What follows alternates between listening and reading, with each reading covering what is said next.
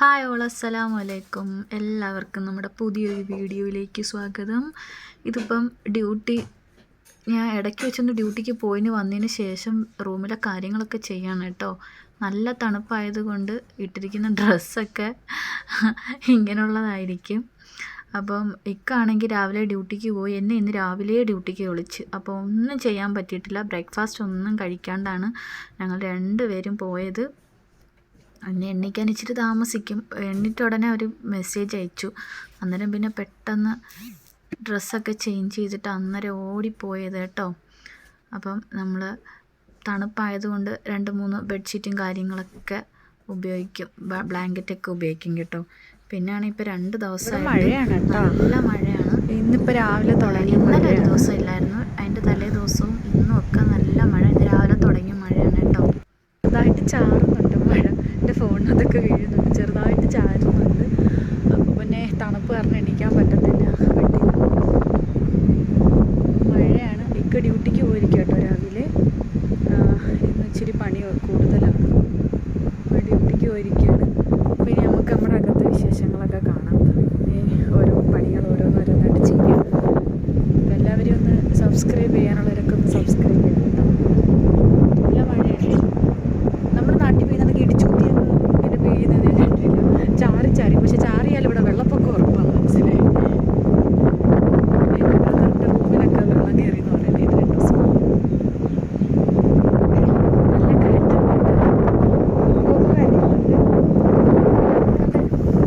രണ്ടുപേരും ഇതിനകത്തുണ്ട് കേട്ടോ. നല്ല കാറ്റാണ് കേട്ടോ, ഭയങ്കരമായ കാറ്റ്. കോക്കച്ചിയേ, കോക്കോ പെണ്ണേ. അടുത്തത് കുറച്ച് ഒതുക്കി പറക്കലാണ് കേട്ടോ. കാരണം കുറേ ഡ്രസ്സുകളുണ്ടായിരുന്നു. ഈ തണുപ്പത്ത് ഇടാൻ വേണ്ടിയിട്ടുള്ള എല്ലാം പുറത്തെടുത്തിട്ട് ചൂടത്തിടുന്ന ഡ്രസ്സുകളെല്ലാം ഒതുക്കി പറക്കി ഉള്ള കുറച്ച് സ്ഥലങ്ങൾ ആകെപ്പാട് ഈ ഒരു കബോർഡേ ഉള്ളൂ നമുക്ക് ഡ്രസ്സുകളൊക്കെ വെക്കാൻ വേണ്ടിയിട്ടുള്ളത്. അപ്പോൾ ആ ഡ്രസ്സുകളെല്ലാം മടക്കി ഒതുക്കിയൊക്കെ അങ്ങ് വെക്കും. പിന്നെ കസേരയിൽ കുറച്ച് തുണികൾ ഇങ്ങനെ അലങ്കോലമായിട്ട് കിടപ്പുണ്ടായിരുന്നു, അതെല്ലാം പിന്നെ അടുക്കി പറക്കി അവിടെ തന്നെ വെക്കും. കാരണം നമുക്ക് വേറെ സ്പേസ് ഇനി ഇല്ല. ഉള്ള സ്പേസിലെല്ലാം നമ്മൾ എല്ലായിടത്തും ഇങ്ങനെ വെച്ചിട്ടുണ്ട്. ഇപ്പോൾ തണുപ്പായതുകൊണ്ട് കട്ടിയുള്ള വസ്ത്രങ്ങളാണ് കൂടുതൽ ഉപയോഗിക്കുന്നത്. അപ്പോൾ ഈ വുഡീസും കാര്യങ്ങളെല്ലാം ഇപ്പോൾ പുറത്തെടുത്തിട്ടുണ്ട്. ചൂടാകുമ്പോൾ പിന്നെ ഇതെല്ലാം അങ്ങ് തിരിച്ചങ്ങ് നമ്മൾ അലമാരയിലോട്ടാണ് വെക്കുന്നത്. അപ്പം കുറച്ചധികം പണി ഇന്ന് ഉണ്ടായിരുന്നു കേട്ടോ. മൊത്തത്തിലൊന്ന് റൂം ഫുള്ള് അലങ്കോലമായിട്ട് കിടക്കുമായിരുന്നു. മൊത്തം ഒന്ന് നല്ലതുപോലെ ഒന്ന് ക്ലീൻ ചെയ്ത് ഒന്ന് സെറ്റാക്കി ഇങ്ങനെ വെക്കുകയാണ്. പിന്നെ കോക്കോയെ തുറന്ന് വിട്ട് കഴിഞ്ഞാൽ കൊക്ക് ഇത് മൊത്തം ഇപ്പം എന്നെ ജോലി ചെയ്യാനും സമ്മതിക്കത്തില്ല, എടുക്കാനും സമ്മതിക്കത്തില്ല കേട്ടോ. പിന്നെ ആകെ ചെറിയൊരു റൂം ആയതുകൊണ്ട് എല്ലാത്തിനും അതിൻ്റേതായ ഒരു പരിമിതികളുണ്ട്, വെക്കാനും എടുക്കാനും ഒക്കെ. അപ്പം നമ്മൾ അതിനനുസരിച്ചാണ് ഓരോ കാര്യങ്ങൾ ചെയ്യുന്നത്. പിന്നെ ഒന്ന് ആകെ താണ്ട തൂക്കാൻ ഇത്രയും സ്ഥലമേ ഉള്ളൂ. അങ്ങനെ പിന്നെ അതും അടുക്കളയിലും കൂടെ ചേർത്താണ് ഞാനങ്ങ് തൂത്ത് വാരി അങ്ങ് കവറിനകത്താക്കി കെട്ടി വയ്ക്കും കേട്ടോ. പിന്നെ വേറെ ഇനി പണികൾ ഒരുപാട് കിടപ്പുണ്ട്. ഇത് രാവിലെ ഞാൻ ഡ്യൂട്ടിക്ക് പോയിട്ട് വന്നിട്ടുള്ള ഒരു വീഡിയോ ആണ്. ഇനിയും ഡ്യൂട്ടി ഉണ്ട്. അപ്പോൾ ഡ്യൂട്ടിക്ക് അടുത്ത കയറുന്നതിന് മുന്നേ എല്ലാ പണികളും നമുക്ക് സെറ്റാക്കണം. പിന്നെ അന്നേരം എന്തായാലും തൂത്തുകൊണ്ടിരിക്കുകയാണ്. അന്നേരം ഞാൻ വിചാരിച്ചു കോക്കോൻ്റെ കൂടിൽ ആ ഷീറ്റും കൂടെ അങ്ങ് മാറ്റാമെന്ന് കേട്ടോ. അത് 2 ദിവസം കൂടുമ്പോൾ മാറ്റും. അപ്പം ഇക്കായാണ് ചെയ്യാറ്, ഞാനിതൊന്നും ചെയ്യത്തില്ല കേട്ടോ. ഞാൻ വിചാരിച്ചു എന്തായാലും ഞാൻ വൃത്തിയാക്കാൻ ഇറങ്ങി. ഇനിയിപ്പോൾ കോക്കോൻ്റെ ആ ക്ലീനിങ്ങും കൂടെ അങ്ങ് ചെയ്തേക്കാമെന്ന് വിചാരിച്ചു. എനിക്കിതൊക്കെ കൈകൊണ്ട് തൊടാൻ ഭയങ്കര ഇതാണ് കേട്ടോ. ഇക്കായാണ് കൂട് വൃത്തിയാക്കൽ, കൂട് പുറത്തിറക്കി കഴുകലൊക്കെ ഇക്കായാണ്. പിന്നെ അന്നേരം ഞാൻ വിചാരിച്ചു ഇന്ന് എന്തായാലും ഇതൊന്ന് ചെയ്തേക്കാമെന്ന് വിചാരിച്ചു. എന്തായാലും വൃത്തിയായി കിടക്കുമല്ലേ എന്ന് വിചാരിച്ച്. അതിനിടയിൽ കൂടെ ഗ്യാപ്പിൽ കൂടെ ഇപ്പോൾ കോക്കോ പുറത്തോട്ടിറങ്ങും. ഭയങ്കര കുരുത്തക്കേടാണ്.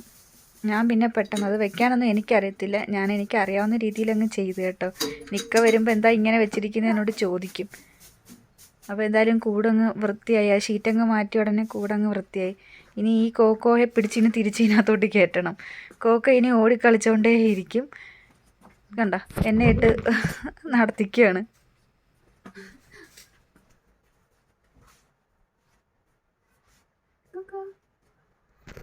ഒരു ഹായ് പറയാം.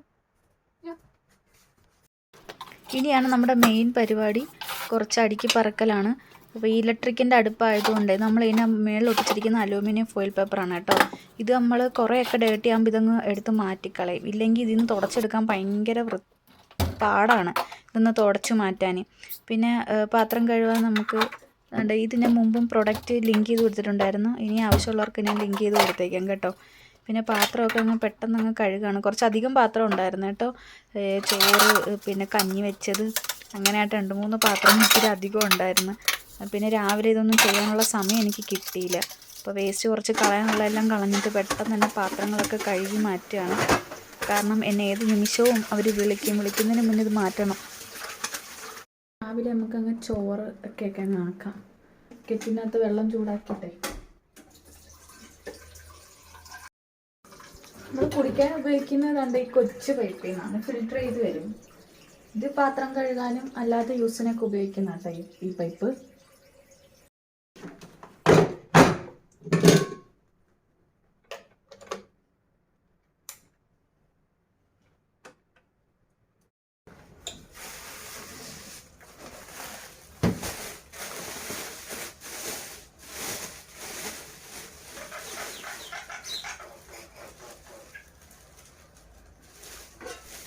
പിന്നെ ഞങ്ങൾക്ക് 2 പേർക്ക് ഈ 1 ഗ്ലാസ് അരിയാണ് കേട്ടോ. ഇത് മതിയാവും. നമ്മൾ ഉച്ചയ്ക്ക് മാത്രമേ ചോറ് കഴിക്കുന്നത്. അപ്പോൾ പിന്നെ ഞങ്ങൾ ഈ 1 ഗ്ലാസ് അരി മാത്രമേ എടുക്കത്തുള്ളൂ. വെറുതെ ചോറ് വേസ്റ്റാക്കി കളയാൻ നിൽക്കത്തില്ല. പിന്നെ ഇത് നല്ലപോലെ കെട്ടി നമ്മളങ്ങ് തിരിച്ച് ഈ കബോർഡിനകത്ത് വെക്കുകയാണ് തണുപ്പടിക്കാതിരിക്കാൻ.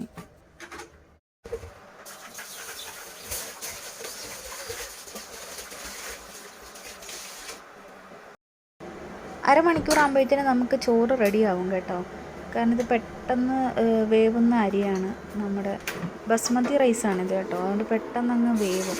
പിന്നെ നമ്മൾ കെറ്റിനകത്ത് വെള്ളം തിളപ്പിച്ചിട്ട് ഇതിനകത്ത് ഒഴിക്കുമ്പോഴത്തേനും അത്രയും സമയം വേസ്റ്റ് ആവുന്നില്ല. പെട്ടെന്ന് അങ്ങ് ചോറായിരിക്കും അരമണിക്കൂറിനുള്ളിൽ.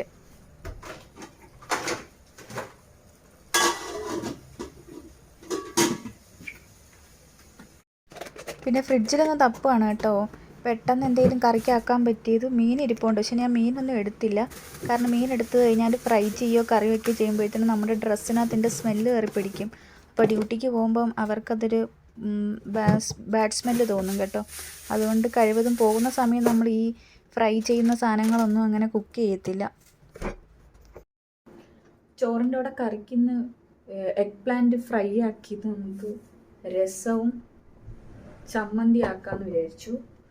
അപ്പം എഗ് പ്ലാന്റിനും നമുക്ക് രസത്തിനും വേണ്ടി ഇഞ്ചിയും വെളുത്തുള്ളിയും പിന്നെ കുരുമുളകാണ് കേട്ടോ.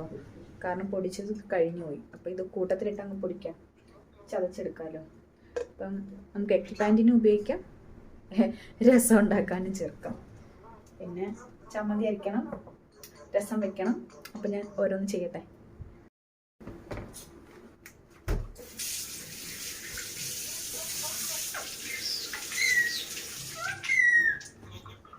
ഈ എഗ് പ്ലാന്റ് തൈരിലിട്ട് കഴിക്കാൻ നല്ല ടേസ്റ്റ് കേട്ടോ. ജസ്റ്റ് ഷാലോ ഫ്രൈ ചെയ്തിട്ട് ഇവിടെ ഇടയ്ക്കിടയ്ക്ക് ഇത് ഉണ്ടാക്കും.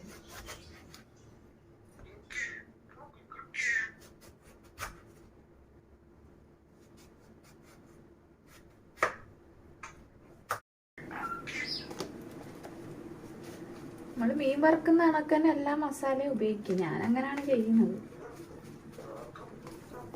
പിന്നെ ഇച്ചിരി ചിക്കൻ മസാലയും ഗരം മസാലയൊക്കെ ഞാൻ ഇടും കേട്ടോ. ഇപ്പം മീൻ ഫ്രൈ ചെയ്യുമ്പോഴും ഇടും.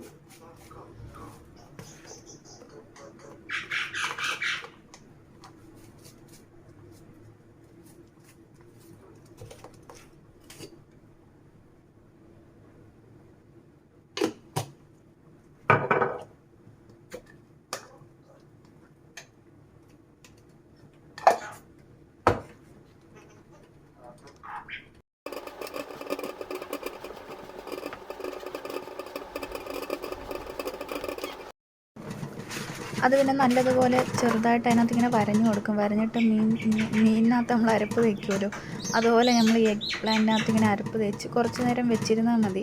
കുറച്ച് നേരം വെക്കുമ്പോഴത്തേനും ഇത് നല്ലതുപോലെ ഒന്ന് ഇതിനകത്ത് പിടിക്കും. അരപ്പ് പിടിക്കുമ്പോൾ നല്ല ടേസ്റ്റായിട്ട് മസാലയൊക്കെ പുരട്ടിയിട്ട് തന്നെ മീൻ ഫ്രൈ ആക്കുന്നതൊക്കെ ഇങ്ങനെ ആക്കിയിട്ട് ഒരു 10-15 മിനിറ്റ് കൂടെ വെച്ചിരുന്നാൽ മതി. ആ സമയം കൊണ്ട് രസമൊക്കെ ഉണ്ടാക്കിയിട്ട് കേട്ടോ. എന്നിട്ട് ഇതും കൂടെ ഫ്രൈ ചെയ്യണം.